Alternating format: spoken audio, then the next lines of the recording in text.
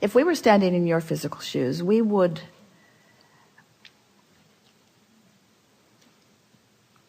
decide to be lazy.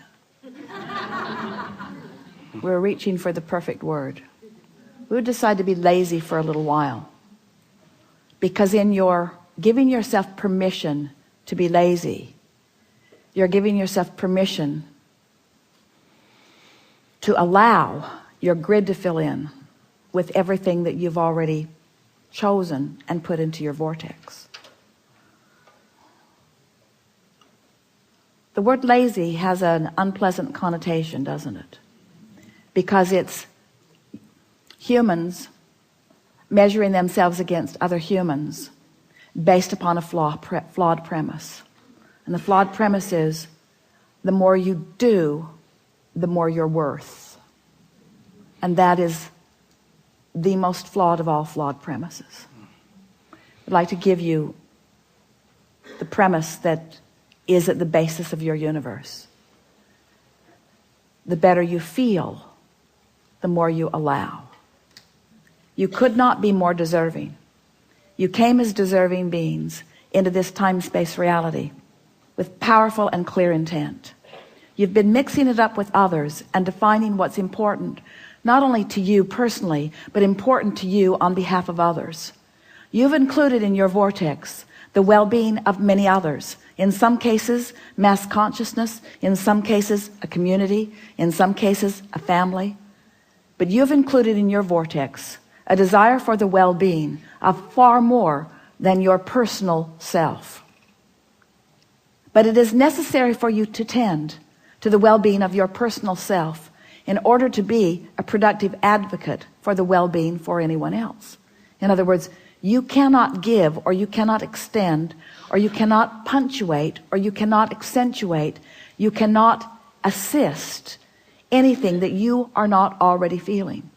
Which means, if you are wanting in an altruistic way to be of advantage to everyone you know, you first have got to find a way to be of advantage to yourself.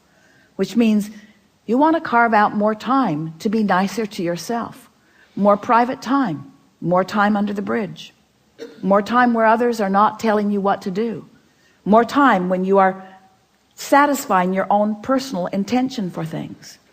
If we were standing in your physical shoes and someone were to ask you to do something, we would stop in the middle of the request and we would evaluate it completely, and we would say to them, I sincerely desire to accomplish this request that you are offering, and it is my expectation that I will be able to do that, since I am in this relationship with you and you are requesting it of me, employer or mate or parent or child or whoever it is. It is my expectation that I will be able to accomplish this. I just have to insert one thing in the foreground of this request. I will accomplish it for you as long as I can first accomplish ease for myself in the process. Really want you to ponder that a little bit. Esther, on one of the earlier cruises, made sure that everyone received an easy button from Staples. Everyone got one. And Esther found a box of them in the attic the other day, and she spread them all around her house because she wants to amplify the ease of things, not the hardness. She wants to no longer justify the well-being that flows to her by pointing out how hard she's working in relationship to others. She wants to emphasize the well-being that's flowing to her by remembering the vibrational alignment that she is achieving.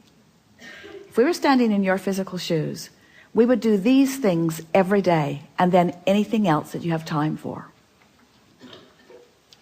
We would meditate for 15 minutes every day, which means we would quiet our mind with the simple intention of allowing our cork to float. We would go outside no matter what the weather, and we'd move around in it in appreciation of this planet. We would look up and around, and we would find things to acknowledge, and we would talk about them right out loud. Esther walks through her gardens and says to everything, you are my favorite. You are my favorite. You are my favorite. You are my favorite. You are my favorite stone on the pathway. You are my favorite bird in the tree. You are my favorite flower in bloom. You are my favorite flower not in bloom. You are my favorite tree. You are my favorite bush. You are my favorite frog. You are my favorite frog. You kept me awake all night, but you are still my favorite frog. In other words, so first thing, meditate. Second thing, spend more time outside. Third thing, we would buy a notebook. We would call it My Book of Positive Aspects. And we would fill at least 3, 4, 5 is even better, pages of positive aspects. 5 different subjects, and write the positive aspects of it. Training your vibration into that upward place. And then there is one last thing that if we were standing in your physical shoes, we would do every single day.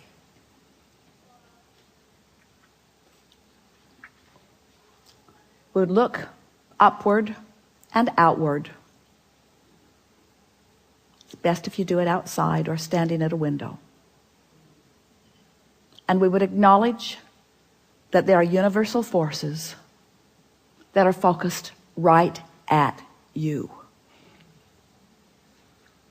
We would acknowledge by calling it by name, if you have a name that you like. And we would say, I acknowledge that I am the object of your positive attention, and I'm appreciating your continual gaze on behalf of my well-being. And today, no matter where I am, no matter where I am going, no matter what I am doing, and no matter who I am doing it with, I will be in conscious awareness that you too are there with me, appreciating me, supporting me, assisting me, acknowledging me, inspiring me, guiding me, having fun with me, acknowledging me, supporting me, assisting me, inspiring me, helping me, guiding me, aware of me, loving me, showing me, inspiring me, guiding me, helping me, uplifting me, showing me. Get into an endless loop of that acknowledgement and watch what begins to happen in your life as soon as this day. Your vortex is filled to the brim with specific requests that you have put there and that you are deserving of the realization of. And it's time for those realizations to be flooding into your experience at a rate that will astonish those who surround you. It's time for you to remember what you've put there and to bring it forward active into your today experience.